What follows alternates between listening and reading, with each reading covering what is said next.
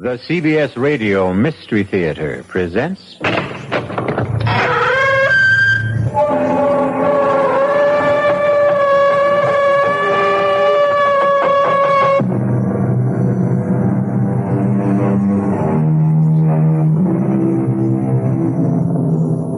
Come in. Welcome. I'm E.G. Marshall. Have you ever known terror?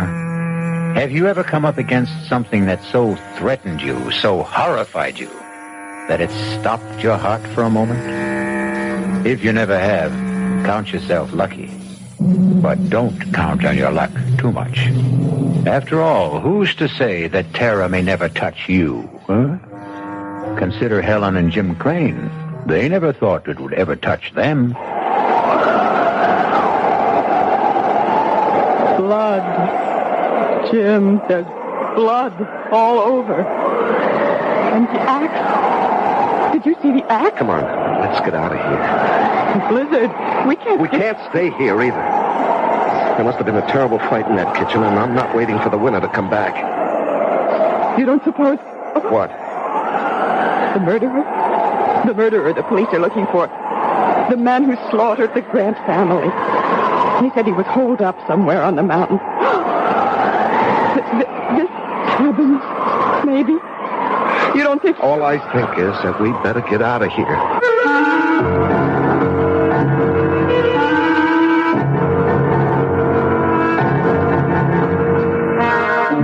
Our mystery drama, Blizzard of Terror, was written especially for the Mystery Theater by George Lowther and stars Lois Smith. I'll be back shortly with Act One.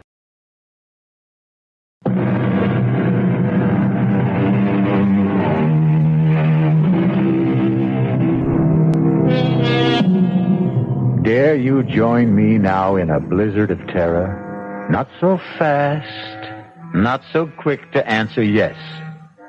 Are your nerves in shape for what lies ahead? Have you promised yourself a good night's sleep? A promise you want to keep? In simple brief, are you who now listen to my voice ready to cope with terror? Very well. You made the choice, not I. Come along, then. Well, come on. That China will form no coalition with Russia in the foreseeable future.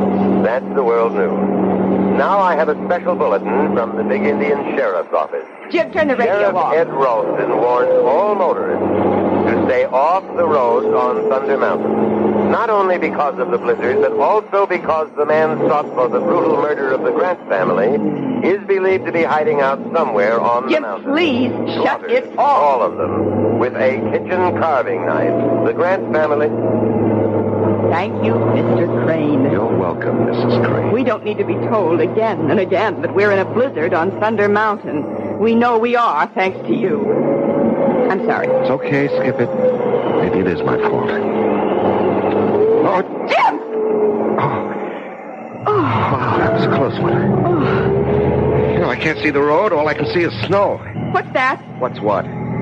There, just ahead, back under the trees.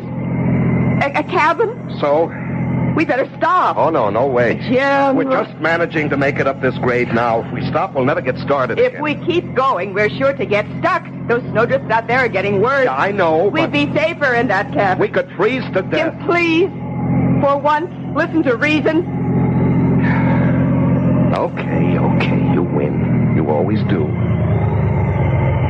Don't stop here. Well, you just said... But not here. The cabin's over there. If we drive in there, we will get stuck. You really are going to have to get new glasses. Can't you see the road? Oh, yeah. Tire tracks. Snowed over, but tracks.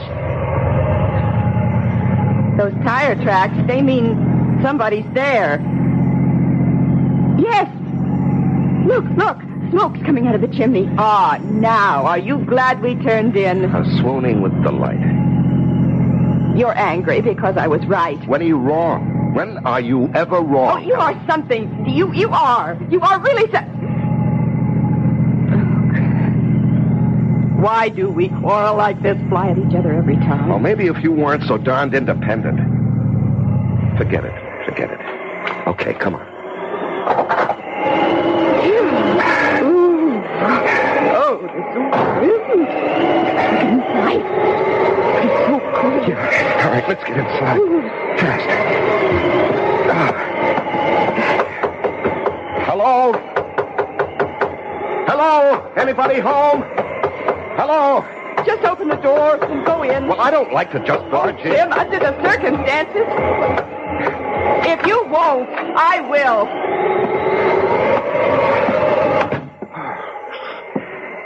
Hello?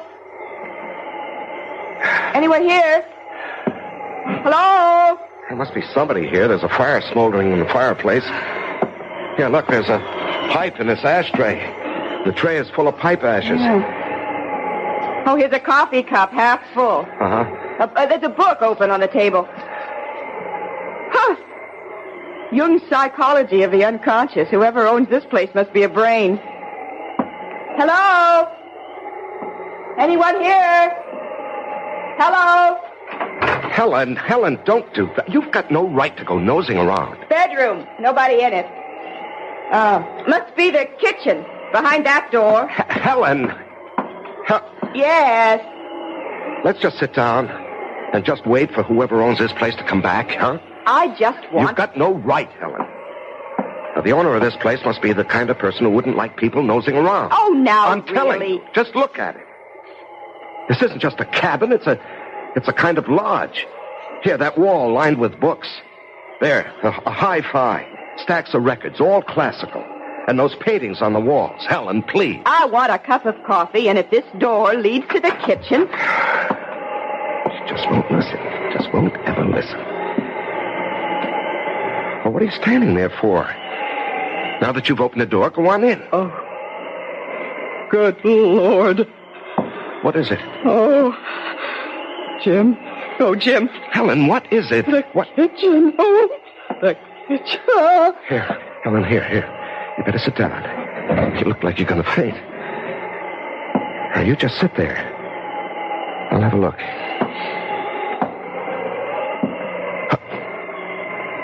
Oh, no. Oh, Helen, come on now. We better get out of here. My God. Oh, Jim. Blood all over. And the axe. Did you see the axe? Yeah, that's the first thing I saw. Come on. Blizzard. We can't stay here. There must have been some hell of a fight in that kitchen, and I'm not waiting for the winner to come back. Oh, you don't suppose... What? The murderer? The murderer they're looking for, that man who slaughtered the Grant family. They said he was holed up somewhere on the mountain. Helen, I don't know, and we're not going to hang around to find out. Now, come on, let's get out of here. Hello. Hello. I'm Jim Crane. This is my wife, Helen. We got caught in a blizzard, and we saw your cabin, and we just came in. We were over at Big Mountain for a skiing weekend, and we started back too late, thanks to my husband. Oh? Yeah, I guess it was my fault. You see, I don't ski. My wife does, but I don't, and, well, I got into this poker game, and I was winning, and I couldn't quit when I was ahead. You know how it is? You don't have to make any excuses to me, friend. Maybe to her, but not to me. Well, I was just explaining. Like ice in here. Better get that fire going again. You needn't bother on our account. I'm not. Well, what I meant was we were just leaving. Not in that blizzard, you're not, Mrs. Crane. It's Miss Morgan, if you don't mind. I thought you said she's your wife. Well, she keeps her maiden name. You kidding? No, You marry a doll and give her your name and she won't use it? What's the matter, excuse me, Ms. Morgan, you said, huh? What's the matter? Your husband's name isn't good enough for you? It isn't that. Then what is it? I prefer to keep my own name, that's all. A lot of women do these days. Yeah, they call it women's lib. Women's what? Lib, for liberation. You know, they keep their names, their independence, their jobs, everything. Everything, eh? That's too bad. You were my wife, doll. You wouldn't keep your name or your job or, anything. What do you do besides letting her get away with all this? Engineer. I'm an engineer. You drive a train? Oh, no, not that kind of engineer. Hydraulic engineer. Water power. Oh. Cigarette? No, thanks. I don't smoke. You? I don't smoke either. And I thought you... Huh? Nothing. You thought I what? Well, I noticed the pipe in the ashtray, so... Oh, well, yes, I do smoke a pipe now and then. Cigarettes, too. You haven't told us your name. Jake. Jake what? Jake's enough. We need more wood. I'll get it. Oh, let's get out of here. No, we can't. Well, we've got to. He doesn't own this place. He doesn't live here. And from the looks of him, oh, good Lord, what a bruiser. He could be the murderer the sheriff's looking for. The blood on his clothes, it's all over his parka. Helen, we can't be sure it's blood. What else could it be? And what about the cigarettes? There's not one cigarette in that ashtray. There's nothing but pipe ashes. Yeah, that's true, all right. And he's stupid. Totally uninformed. He couldn't be the man who reads these books, listens to that music. He never heard of women's lib. He thought you drove a train. Helen, we can't leave. We could die out there. We can die in here. And I have a feeling we will, if we don't get...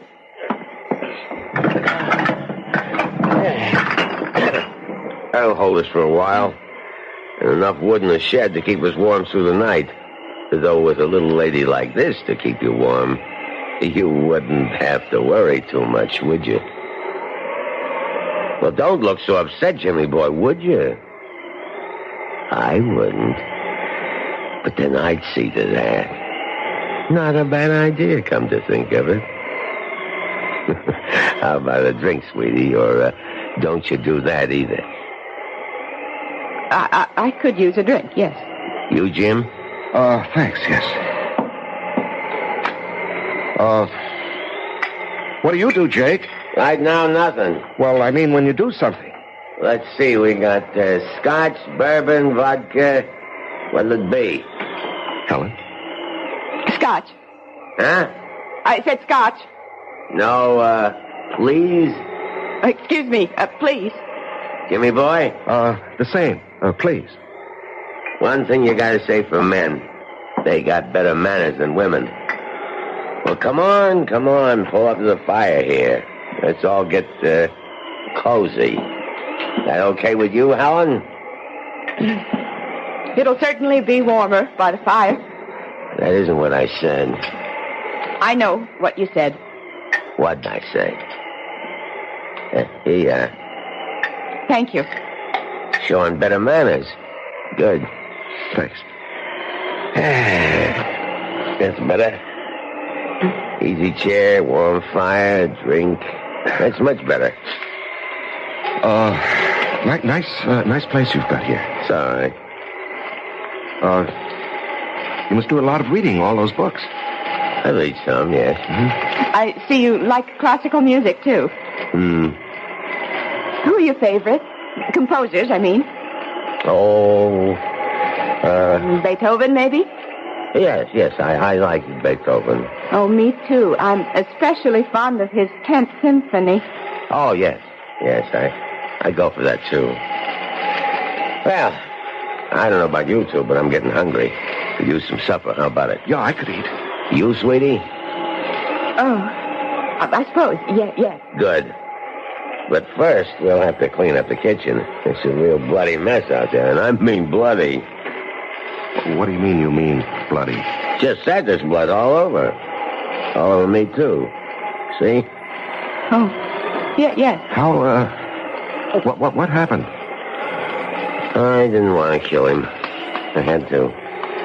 I surprised him out there in the kitchen, and he came for me. There was an axe, and it was the handiest thing, and I used that. I sank it into his skull, deep. I couldn't help thinking of the Grant family. The Grant? Yes, you haven't heard about that. Whole family down in the valley. Slaughtered. Blood all over. Like out there in the kitchen. We better get to it. You mean me? There's a lot to clean up. I can't do it by myself. Jim will help you. No, you will. I'd rather not. I didn't ask you whether you'd rather or wouldn't. I'm telling you. I'll give you 2 minutes to get out in this kitchen with me and get to work. There is no Beethoven 10th. Oh, Jim, what have we got ourselves into? Helen, better humor him. Go on now. You better go on out into that kitchen. I'm scared. I just can't be in that kitchen, not alone with him. Oh, you saw the way he looks at me. The things he says. Oh, don't worry. I'll protect you. You. Well, how about it, dollface? Are you coming? Yes. Yes. I'm coming.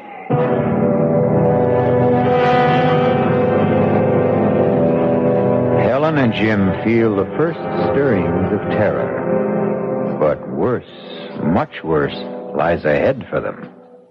I'll be back shortly with Act 2.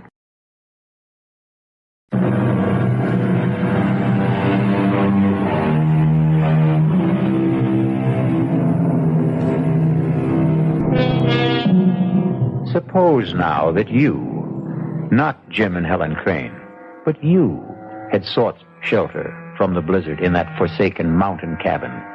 You had met this strange and quite obviously murderous man who calls himself Jake. Suppose you, not Helen, are helping him, against your will, to clean up the shambles in the kitchen. The bloody shambles.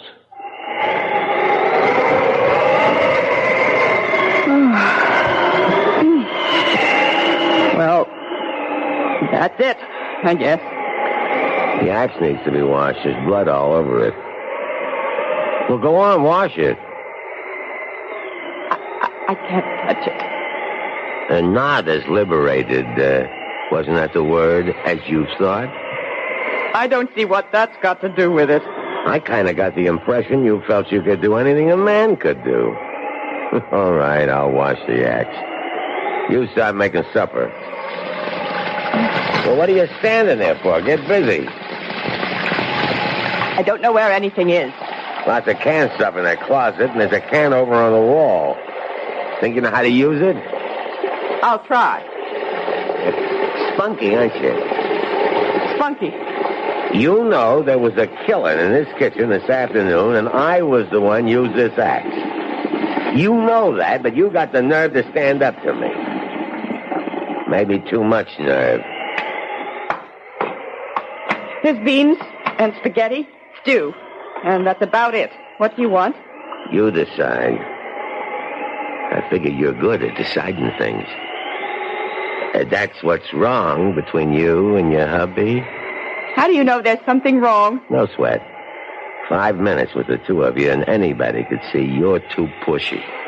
And him, he's too much the other way. Yep, like I said, you're too spunky. Somebody ought to take a little of it out of you. Get your hands off me. Oh, come on now. Now let me go. Oh, stop it. Stop it. Hey, what's going on? Oh. What's going on? Well, you might say I was starting to do what you should do, Jimmy boy. Well, don't try that again. You do. And you won't do any more than you're doing right now. Oh, no? Oh, no? Oh, Jim, please. It's all right now. No harm done. I'm not hurt or anything. What's the big deal, Jimmy boy? Little kiss between friends. What's to get psyched up about? Come on, chum. Let's you and me have a friendly drink while Helen gets supper ready. No, I don't want to. Come on. You know how to use that can opener, sweetie? I'll manage. That's my girl. Scotch, right? Yeah. Oh, I see you tried to use the phone. Don't look so surprised. You put it back the wrong way around. The phone's dead. I could have told you that. The wires are down, I guess. No. I cut the wires. You cut? I see. You drink, Jimmy boy. Cheers. Oh, and by the way, in case you've got any other ideas about getting help, those guns over the fireplace aren't loaded. And neither is that revolver on your mantel. Jake. Yeah? I'll make a deal with you. What gives you the idea that you're in any position to make a deal? I'm not, but you've got aces back-to-back. I know that, but I'm still in the game, Jake. You're a good poker player. You're bluffing, but I'd never be able to tell it in your face. Are you going to listen? All ears. Let us go, Helen and me. Let us go, and we won't say a thing, not a thing, to anybody. About what? What? You know. I don't know. Look, I don't want to spell it out. You got no choice. I hold aces back-to-back, like you said. All right. My wife and I, we have a pretty good idea who you are. You know that, or I wouldn't be telling you. Uh-huh. So, what you're thinking, once these two leave here, they'll contact the sheriff and give him a lead on me. Well, all I want to say is, just give us a break and we won't say a word to anybody. Thanks. I appreciate that. And in return, you just let us go. Who's holding you? Well, you know what I mean. We can't go now, not with that blizzard out there. I mean, tomorrow or the next day, whenever the plow comes through and clears the road. I want you to let us live. What for? Answer me that, Jimmy boy. What for? Well, that's a crazy question. Yeah? Let me tell you something. Tell me. You in love with your wife? You can't answer that, huh? She in love with you? Can't answer that either, huh? Can you? How long you been married? You can answer that. 3 years. What happened, Jimmy? What happened between the time 3 years ago you two couldn't wait to get married, I'll bet, and now, when you can't wait to get divorced? You are thinking about divorce, aren't you? Well, we don't get along, that's for sure, but... But what? You're at each other's throats day in and day out, right? Nothing but fights, arguments, frustrations on both sides. From the minute you get up till you go to bed, right? Am I right? Yeah, you're right. And you want to live? For what? Well, you keep hoping things will change. They won't. Unless you make them change. Very few ever do. They keep hoping right into the grave, hoping. Like the Grants. Why did you kill the Grants? They killed themselves. They were dead long before they were put out of their misery. Like you and her. I'll make a deal with you, Jimmy. I'm listening. You give me a good reason why you should go on living. And it's a deal. We want to. No. You just don't want to die.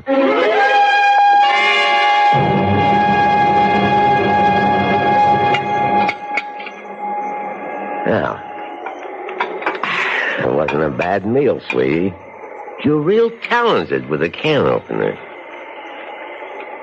Thank you. Storm's getting worse. Yeah, we're really snowed in now. Drifts above the windowsills.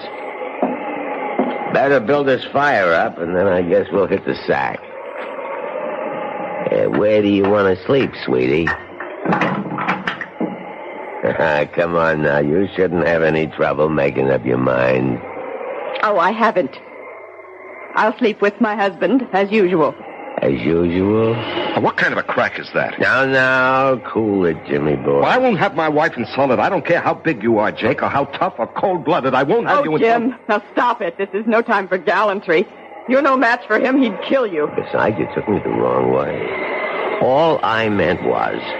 Well, come on now, be honest.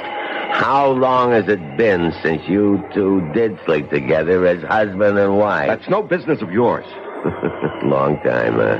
Well, the minute I laid eyes on you, The way you acted toward each other, looked at each other, the way you talked.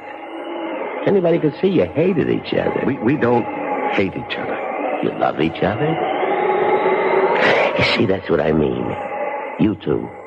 You don't hate, you don't love. You don't nothing. And you ask me, that's a nutty way to live. So how about it, sweetie? How about what? There's a nice big double bed in that bedroom, and it's going to be a cold night. And me, I sure appreciate it. I warn you, Jake. Oh, Jim. I'll sleep out here on the couch. Come here, sweetie. What? Oh. Let old Jake see if he can change your mind. Oh, hey, now. Get what your are you doing? hands off her. Come here. Oh, you dirty... Jim. Why, you you shouldn't... little creep. Hit me, would you? Oh.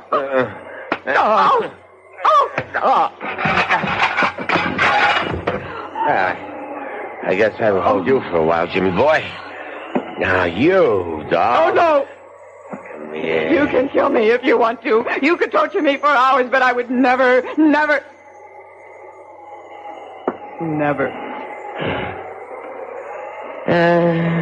Suit yourself. No, I think about it. What would I want with you? Oh, when Jimmy boy comes to, tell him not to get any ideas in the night about escaping or overpowering me. He hasn't a chance. Jim? Jim? Oh, I'll be okay. He sure packs a mean wallop. You shouldn't have even thought of standing up to him. Some things a man will take and some things he won't. And manhandling his wife is one of them. Jim, can we get out? Do you think? Would there be any way? No. We're snowed in. Even if we could get to the car, we wouldn't be able to drive it afoot in those drifts. What about telephoning for help? Well, the phone's dead. He cut the wires. Oh. But don't you worry. Don't you worry, Helen. There's one thing he overlooked. What? That revolver on the mantelpiece. This. It's loaded? Not yet, but it's going to be. He made a big point about those guns over the mantel and this revolver having no bullets in them. I knew that without being told. Those guns were the first thing I went for when you two were in the kitchen.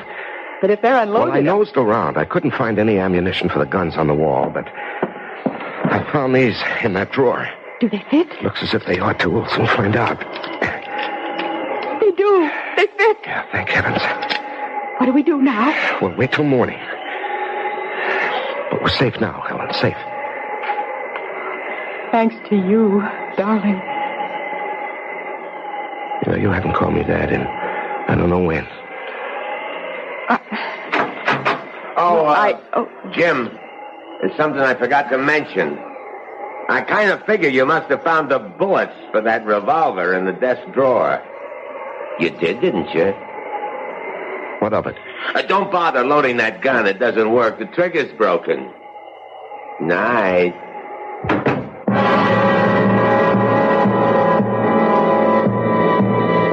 Helpless once again, Jim and Helen can only stare at each other as fear touches them with icy fingers. I'll be back shortly with Act 3.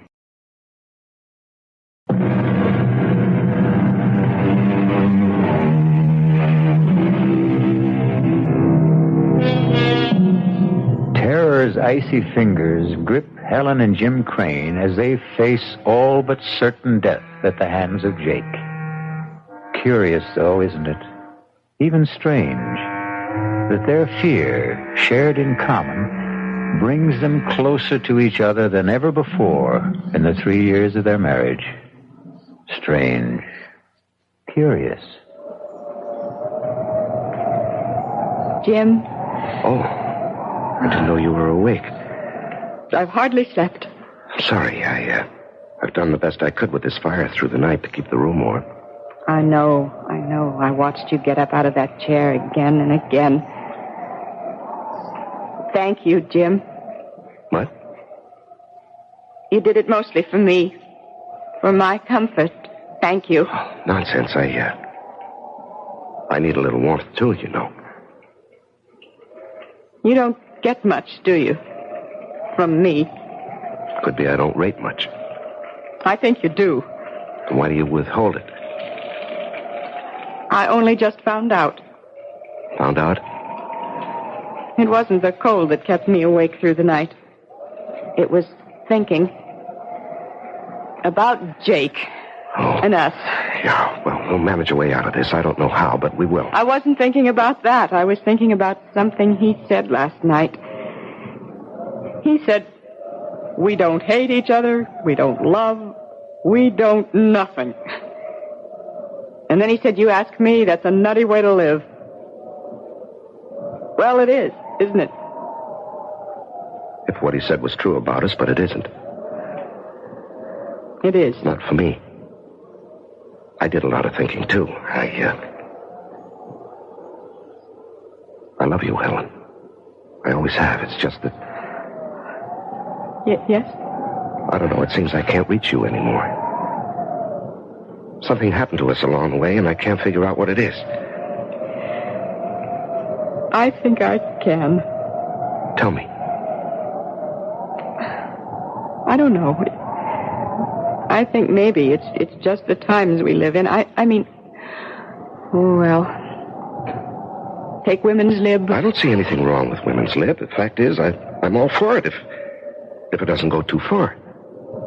It did with me, I think. Oh, I don't know. I do. I wanted to be... I still want to be my own person. Myself. Me. The last thing I wanted was to be dependent on anyone, and I guess especially on you.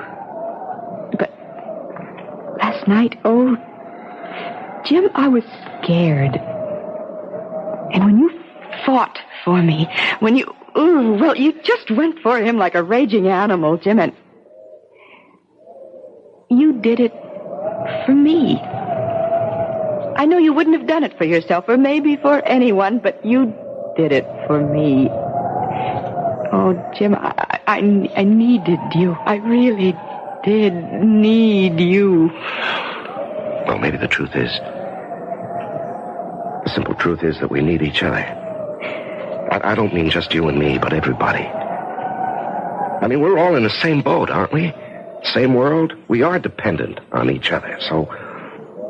Why do we fight it? I'm not fighting it anymore. I made up my mind to that during the night. Jim?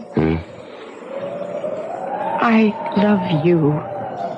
You are a wonderful husband. Only I just never gave you the chance to be. Oh, Helen, sweetheart. Oh, I do love you. Oh, Jim, I do. Oh, I do. Oh, dearest. Well, look what's going on here. When did you two scrappers become lovebirds? Never mind. That fire needs building up. Get some wood, Jim. It's out back in the shed. Okay. So, you think you've fallen in love with your husband all over again, eh? You were listening. You overheard. Blast myself sick. I don't see anything funny about it. You wouldn't. You believe it. So does he. Fact is, the two of you in the same boat, and no, you better row together or else. Or else what? You'll find out, sweetie. What will you take to let us go? Kind of putting the cart before the horse, aren't you? Go where? The blizzard has stopped. But those drifts out there must be 6 to 8 feet high. They must plow that road. They have to keep it open. A plow is sure to come through, if not today, tomorrow. Could be. Well, then. Well, then what? Don't kill us. Let us go. Why should I? I'll give you anything you want. I'll do anything you want. How do you know what I want? What makes you so sure you can supply it? You've made that plain enough. Jake, I beg you, let us live. At least, let Jim live. And I'll do anything. Oh, Jim! Oh, what happened? Jim. Oh, I was bringing an armful of wood, and I stepped on a log. Oh, twisted my ankle. Here, let me give you a hand. Just lean on me. Now, take it easy. Jim, dear. Easy now, easy. There, sit right there. Get that shoe off. Let him get it off himself. He's no cripple. You get out in the kitchen and scare up some breakfast. You heard me. Oh, the pain. See if you can stand on it. Stand? Try it. I can't. I'm helpless. Yeah. Real helpless.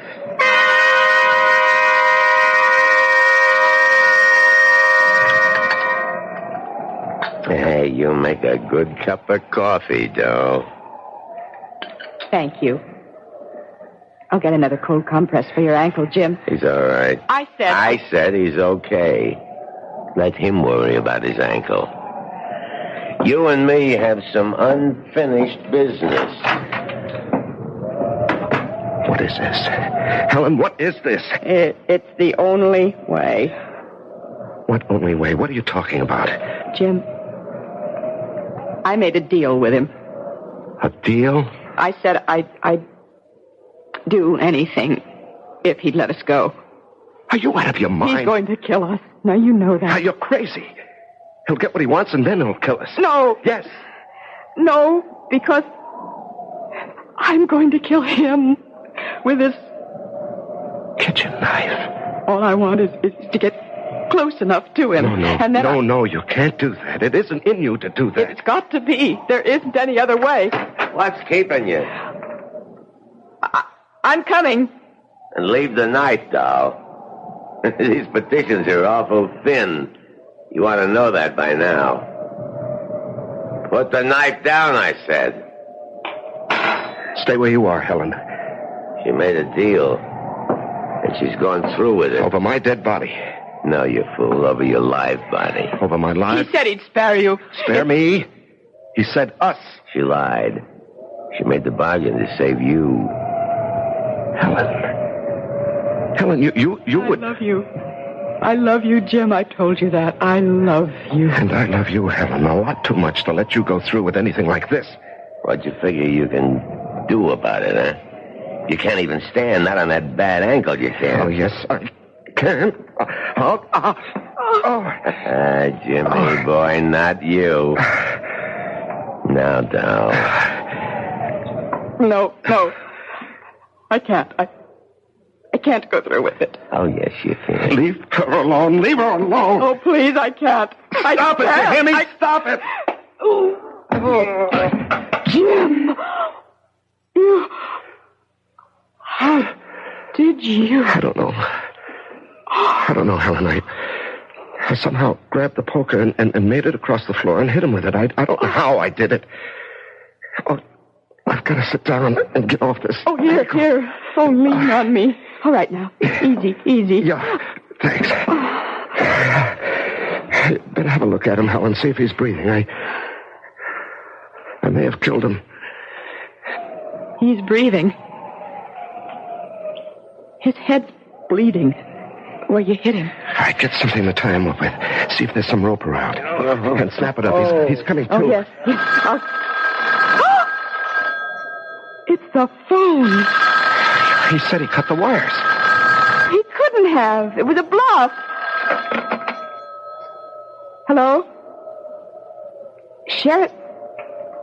It's the sheriff in Big Indian. Who? Professor Moran. No. There is a man here. I'm afraid he's hurt. Me? My name's Helen Crane. My husband and I got caught in last night's blizzard, and we managed to get to this cabin, and we found... Well, there was blood all over the kitchen, and an axe. Helen, look out. Jake, it's all right. All right. The poker. Helen, the poker. Hit him again. No, you've got it all wrong. All wrong. Helen, hit him. Sheriff! Give me that phone. Hello, Ed. Yes, it's Jake. No, it's okay. Everything's okay. No, I'm not worried at all. I knew you'd check as soon as they got the service back on. What? Oh, man. Bobcat. Yeah, bobcat. Surprised him in the kitchen. Killed him with a wood axe. Handiest thing. Yeah, I guess so.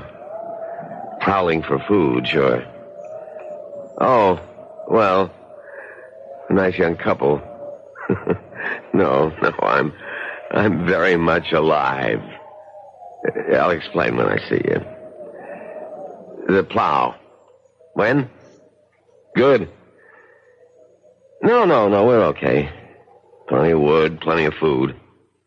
Yeah. Thanks, Ed. So long. You... Professor Moran? Yes. Why? I don't get it. We thought you were the killer they're looking for. Yes, I know. Why didn't you tell us who you were? Why didn't you explain about the blood in the kitchen? Well, more important, why did you act the way you did? You acted the part of the killer. Yes. Why did I act the part? Well, you were guinea pigs, I'm afraid. Guinea pigs? Yes, I'm head of the Department of Psychology at City University. I sized you two up the minute I saw you. Your marriage was headed for the rocks, and like most couples, you didn't know it. No, I guess we didn't. Like any other young marrieds in this day and age, you'd lost contact with each other. We're going separate ways. Well, I set out to bring you back together, and as I said before, people in the same boat have to pull together. And all I did was put you both in the same boat by making you face a common danger. A danger that never existed. Well, I'm hanged. You carried things pretty far, Professor Moran. Too far, my dear. Much too far. You'll find aspirin in the medicine cabinet. Bring me a couple, would you? On second thought, bring the bottle. And so terror turns to surprise and relief. Pretty shrewd fellow, Professor Moran, wouldn't you say? I mean, realizing that Jim and Helen were headed for divorce, that took keen insight into human nature. But then, he was, after all, a trained psychologist. I'll be back in just a moment.